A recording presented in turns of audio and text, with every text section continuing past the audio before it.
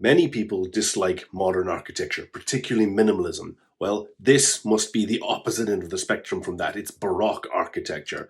And this is from Baroque Blockbuster TikTok account. He's only got about 500 followers on TikTok, but over 300,000 on Instagram. And his stuff's amazing, well worth a look.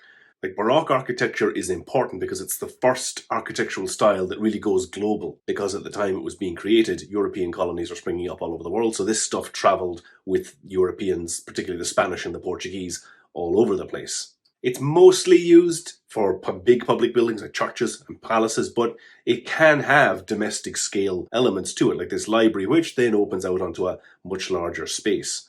But it's possible to imagine taking elements of this and using it in a home. I've no doubt some people look at this and then rant about their dissatisfaction with the modern world, saying, oh, we just can't do this anymore. To which I like to reply, well, we could if you bothered to pay for it. I have no doubt it would be possible to recreate stuff like this in today's world, but it would cost an absolute fortune. How do we know? Because it cost an absolute fortune back then. Only the elite in society were able to build this back in the early 1600s to mid 1700s, when this stuff was the style of the day. It cost a fortune. I mean, look at that marble pillar, all that painting, all that plasterwork, all that gold leaf. There was no way that this was just accessible or common everyday architecture. I do like a secret doorway, though. I have to say, have a thing for that. I'm definitely nicking that idea for my next project. This stuff also raises an important, bigger question. Why do architectural styles change over time? Why don't we just find one and just keep endlessly building the same stuff? Well, there's two things that change architectural style. One is new technology comes along. The big one was steel reinforced concrete. That created the modern world. The second, probably more important thing, is that values change over time.